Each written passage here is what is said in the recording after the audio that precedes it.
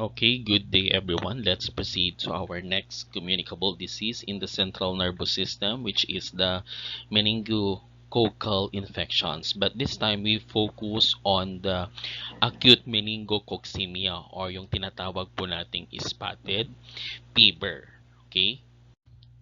So, one of the most serious and life-threatening infectious disease during childhood is bacteremia. So that is a consequences of septic shock, wherein inadequate perfusions of tissues occurs due to the endotoxemia. So Neisseria meningitis is the important bacterial infection manifesting as meningitis or septicemia or more than combinations of both. So, pag sinabi po nating meningococcemia, again, that is an infections caused by Neisseria meningitidis.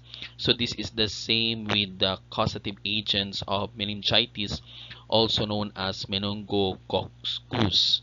So when the bacteria invade the membranes that cover the brain and the spinal cord, it is called meningitis. Okay?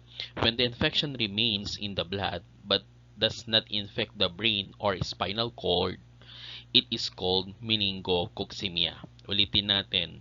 When the bacteria is invade the membranes that cover the brain and the spinal cord is called meningitis. But when the infection remains in the blood but does not infect the brain or spinal cord, that is called meningococcemia. And it is possible to have meningitis. It is possible that you have both meningitis and meningococcemia at the same time. So in this case, the bacteria appears in the bloodstream first and then passes into the brain. So meningococcemia occurs as a simple bacteremia, and then meningococcal infections may occur sporadically or in epidemics. So particularly virulent infections may be fatal within a matter of hour. Okay, so that is for the acute meningococcemia or spotted fever. So this is the etiology of our acute meningococcemia, which is the Neisseria meningitis. So here we always remember that gram-negative coccus in pairs with adjacent sides flatten. So this is a non-motile, aerobic, and facultatively anaerobic. So yan po yung pinaka-focus or etiology natin in terms of the acute meningococcemia. Okay, epidemiology. So let's try to see this one because in developing country there is incident rates of 10 to 25 per 100,000 inhabitants per year. So yung ating 2013 and 2014, two outbreaks of meningococcal serogroup C, a strain relatively rare in Africa, occurred in Nigeria and Kibay. And then there is also an international outbreaks of Neisseria meningitis infection occurred in 1987 and 2000 associated with the Hajj pilgrimage to Mecca. So in here in Asia, there is a large epidemic caused by serogroup A occurred historically in China, India, Nepal, and Russia. More recently, serogroup B and C emerged as the cause into this area. Next one, the pathophysio of Neisseria meningitis or meningococcemia. So, following an incubation period of 3 to 4 days, meningococci invade the bloodstream, the joints, the skin, and the adrenal glands and the lungs without involving the meninges. So, it usually here, it starts with nasopharyngitis, followed by the onset of spiking, high-grade fever with chills, nausea, vomiting, malaise, and headache. So there is a petechiae rash, purpuric or ecchymotic hemorrhage erupt and are scattered over the entire body and to the mucous membrane. So this could be an acute vasculitis followed by suppurative necrosis and hemorrhage into the dermal connective tissue. And after that, there is an adrenal lesion start to bleed into the medulla, which extend to the cortex. And then after that, there is a combinations of dermal manifestations, and adrenal medullary hemorrhage is known as Waterhouse Friedrichsen syndrome. So this is a rapid development of petechiae to the purpuric and ecchymotic spot associated with the shock. So this condition rounds a short course and usually fatal. So this frequently occurs in fulminant types. Okay, so yun po yung ating fact officio in terms of ating Neisseria meningitis. So, kung makikita natin, there is a primary cause of cardiovascular collapse from sepsis is peripheral circulatory failure down to the large number of bacteria that colonize the blood vessels and leads to the corresponding signaling.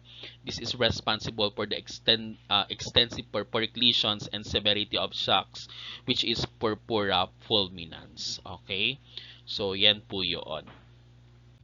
Next, this is the histopathology. As you can see, the histology is the skin lesions. And then we have the neutrophil infiltrations and occlusion of the vessel, which is the white blood cells, the platelet, and fibrin thrombi and hemorrhages are seen. So as you can see on the pictures, there is a meningococcal septicemia. So this is the vessel occluded by a fibrin thrombus. There are some neutrophils in the surroundings to the dermis. Okay, so yan. So, the disease spectrum caused by the Neisseria meningitis ranges from the asymptomatic carriage to death due to the fulminant meningococcemia. So, yun yung tinatawag natin kanina na there is the common syndrome reported, that is meningococcal meningitis and septicemia. And the sign and symptoms of meningococcemia is the early upper respiratory tract infections with coryza, pharyngitis, tonsillitis, and laryngitis. So, yan po yung usually na makikita natin. And also, the patient has a febrile. And then, typically, nagkakaroon din tayo ng signs of circulatory collapse. So, more or less 50 to 60% of our patients has petechiae or purpura, and 30% of the children have have a rash on representations. So, yun yung makikita natin minsan sa atin. Okay, so kapag chronic naman yung meningococcemia natin, that is defined as meningococcal septicemia with fever for at least 1 week before the antibiotic therapy, and there is no meningeal symptoms. Okay, but the bacteria are never found by the biopsy or culture of the skin lesions.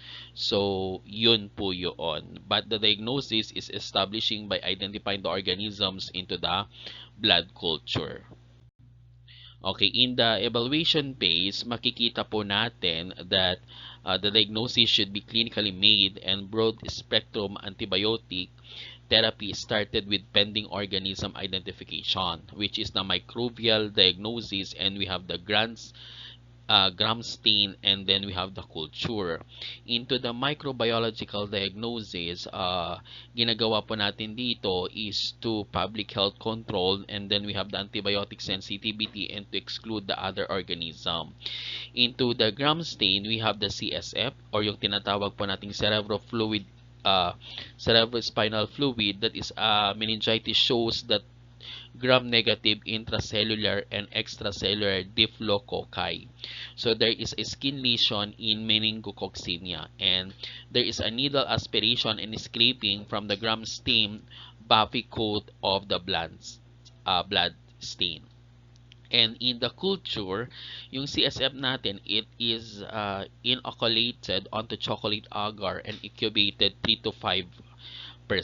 So, yun po yun. So, yung blood culture natin, it should be 40 to 75 positive before the starting of the treatment of our patients.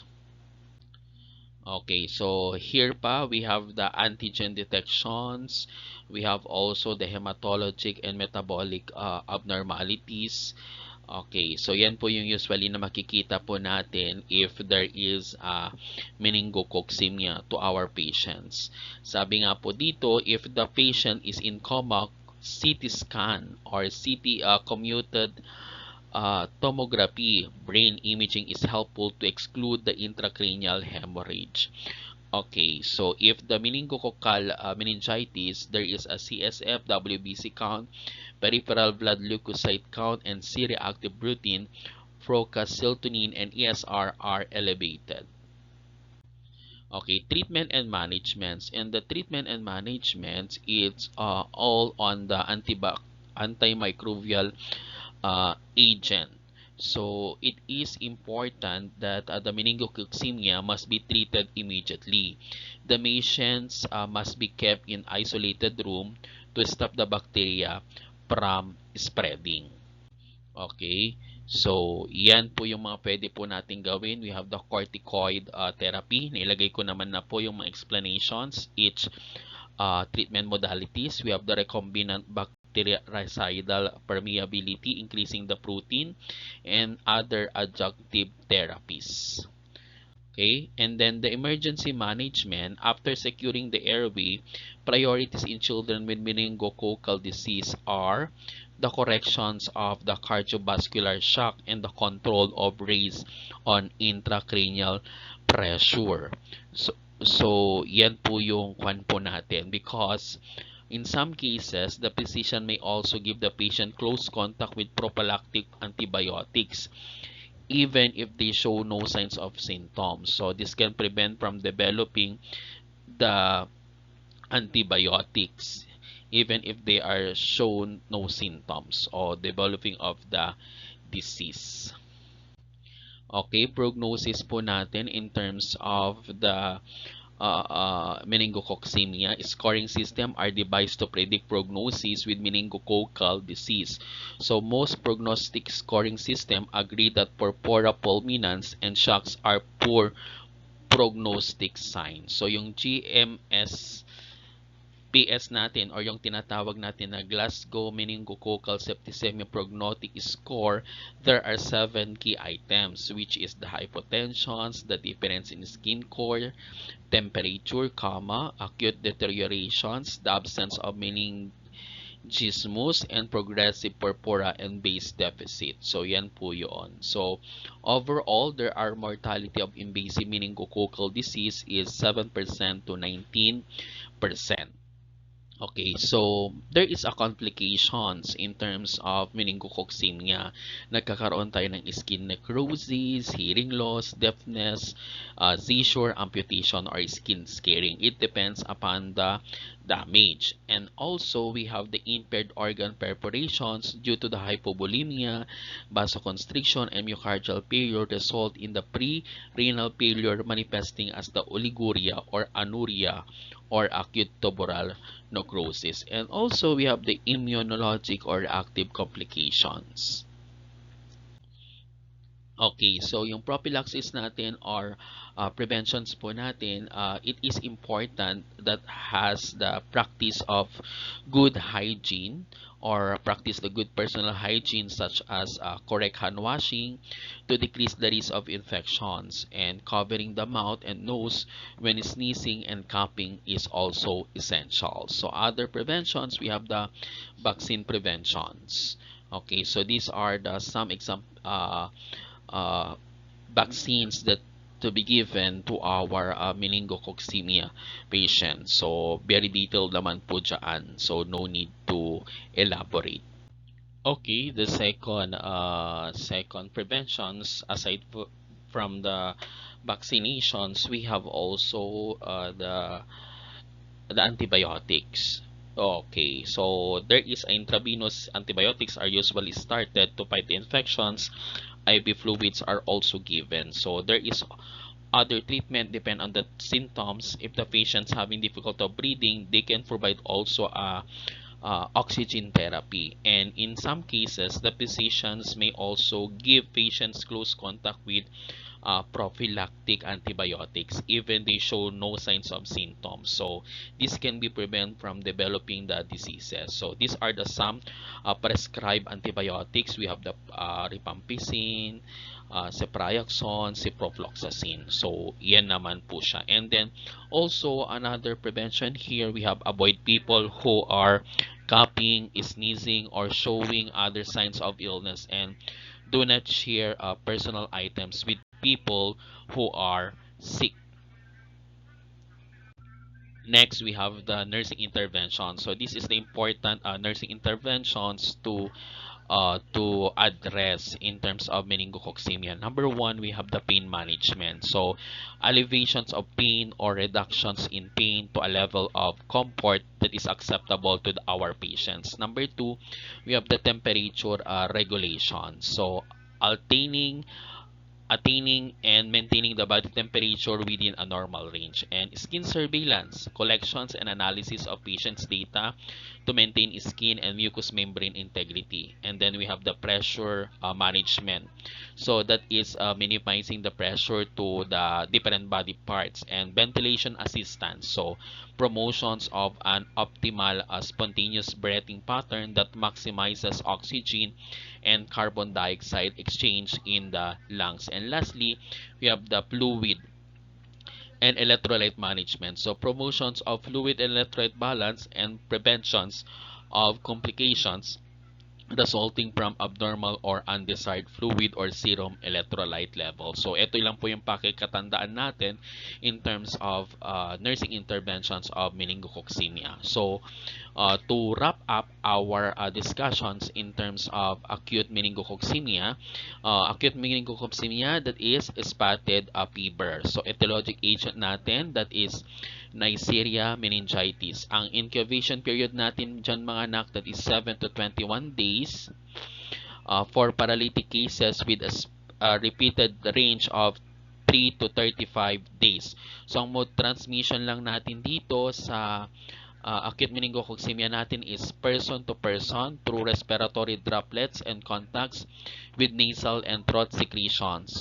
Another mode of transmission, we have contact with freshly soiled articles and materials, prolonged and contact with infected persons, and rarely through a carrier. So yan yung pakakatandaan po natin in terms of acute meningococcemia. So these are the references.